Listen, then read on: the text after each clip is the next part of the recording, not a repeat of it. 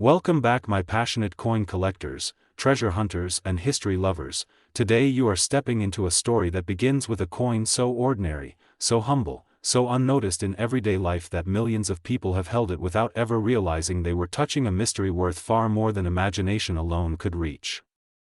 I'm talking about the Liberty cent from 1994D, a 1-cent coin that most people toss into change jars, drop into vending machines, or leave forgotten in drawers. But beneath its brown copper coating and simple appearance, there exists a version so rare, so extraordinary, so unbelievably unique that its value has risen not to hundreds, not to thousands, not even to millions, but to an absolutely staggering $254,000 million. And the moment you hear that number, your mind instantly starts asking questions. How can a 1-cent coin be worth more than an entire city block of skyscrapers? What kind of errors or minting mistakes could elevate something so small into one of the most valuable objects on the planet? And the answer is hidden in the deep world of mint processes, rare anomalies, unexpected mechanical failures, and impossible combinations of errors that come together once in many lifetimes. This is the world you are entering now, so get comfortable and let the story unfold slowly, because the 1994D Lincoln cent is not just a coin. It is a journey through everything that can go right, everything that can go wrong, and everything that can go mysteriously sideways inside the Denver Mint, one of the busiest minting facilities in the United States. And to understand why a coin from 1994 can reach value beyond imagination, we have to step inside the mint at that time, smell the heated metal, hear the thunder of presses striking blanks, feel the vibrations of machines working around the clock, and imagine millions upon millions of cents being pumped out at top speed to meet national circulation demands. In such an environment, tiny mistakes can happen. Dies can be damaged. Mint marks can be mispunched. Planchets can slip. Presses can misalign. And sometimes, without anyone noticing, one coin is created with an impossible combination of errors that no expert would expect to see again. But before we explore those errors, imagine the average 1994D cent for a moment. Small, brown, ordinary, displaying the familiar bust of Abraham Lincoln that the world has known for more than a century. The words "In God We Trust" curving above his head. The date 1994 resting beside him. And the small D mint mark near the lower right, telling you it was made in Denver. Nothing unusual, nothing dramatic. But the beauty of coin collecting is that within the sea of ordinary, an extraordinary one sometimes exists. A coin can appear identical at first glance, but when seen under magnification, when tilted under proper light, when examined with patience and skill, it reveals something magical. Imagine holding a 1994D cent under a magnifying glass and suddenly noticing that the date looks doubled. Maybe the 1 in 1994 shows a shadow or a split. Maybe the 9 shows a clear spread. Maybe the entire date appears stamped twice, slightly offset. Doubling errors, especially strong double dies, are among the most sought-after types of mint mistakes. They happen when the die itself, not the coin, is doubled during preparation. This means that every coin struck with that die contains the same doubling, but because dies are replaced often and errors are noticed quickly, only a very small number of double die coins ever enter circulation. In some years, double dies are extremely rare. And in the case of 1994, strong double dies are almost never seen. So imagine a 1994D cent containing a double die error of such magnitude that experts categorize it as monumental. That alone would give the coin immense value, but then imagine something even more stunning. Imagine that the mint mark, the D punched onto the die before striking, was mistakenly double punched or misaligned. A repunched mint mark is not unusual in earlier decades because mint marks were hand-punched. But by the 1990s, technology had reduced such mistakes drastically. That means a repunched D on a 1994 cent would be exceptionally rare, perhaps almost unheard of.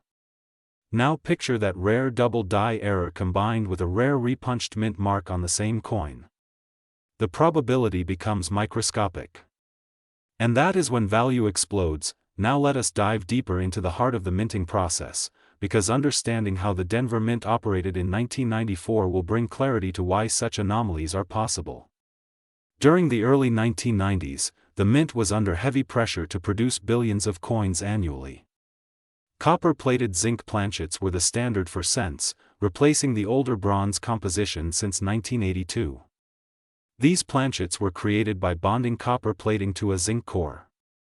If the bonding was flawed, if the plating was too thin or uneven, if the zinc core had impurities, the coin could develop lamination errors, peeling, bubbling or cracks. These errors often emerge on certain coins after years in circulation, revealing shiny patches, missing metal, or strange textures.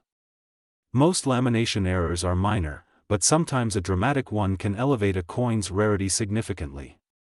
Imagine a 1994 D cent whose copper plating peeled or split in a perfectly symmetrical pattern, creating a unique visual characteristic that occurs on no other known coin.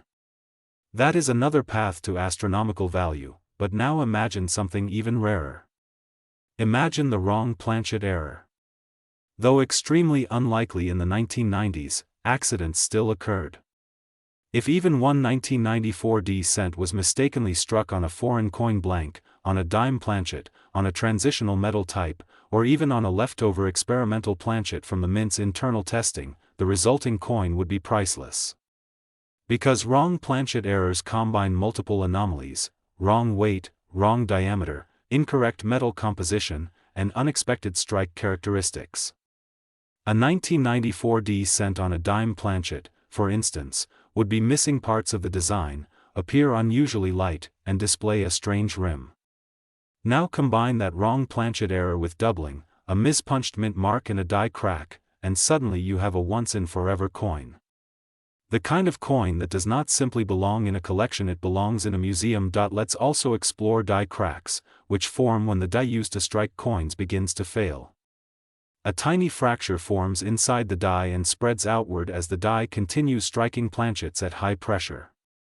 When the fracture reaches the surface, coins produced afterward show raised lines, like lightning streaks across the coin. Some die cracks are small, barely noticeable. Others are massive, creating striking visuals across Lincoln's portrait or the reverse building. The most famous are called retained cut errors, where part of the die breaks but remains in place, producing distorted, thick, dramatic shapes on the coin.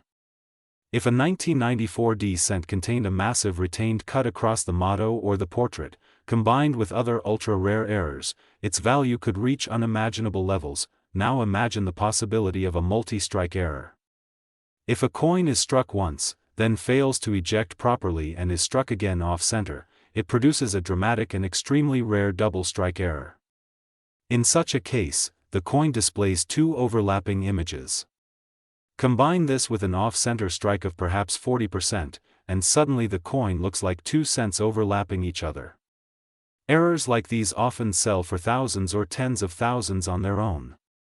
But a combination of a dramatic double strike with a double die and a repunched mint mark on a 1994 D cent would produce something the world has never seen. We must also consider die polishing. When dies become worn or accumulate debris, mint workers sometimes polish them by hand. This can remove some design elements unintentionally, creating coins missing parts of letters or details. A coin missing initials, like the VDB initials near Lincoln's shoulder, or missing parts of letters in Liberty or Trust, can become a highly collectible variety. Now imagine a 1994 D cent missing parts of several letters, combined with a rare mint mark anomaly, combined with a wrong planchet, combined with a major die crack. You start to see how astronomical values accumulate like layers of rarity stacked on top of each other. Now picture a collector finding such a coin not in a sealed mint set or a professional auction, but in a handful of pocket change. Imagine someone coming home from the grocery store, pouring coins onto a table, and 1 cent catches their eye because the rim looks uneven or the color looks slightly off. They pick it up, they turn it under a light, they bring it close to their eyes, then grab a magnifying glass.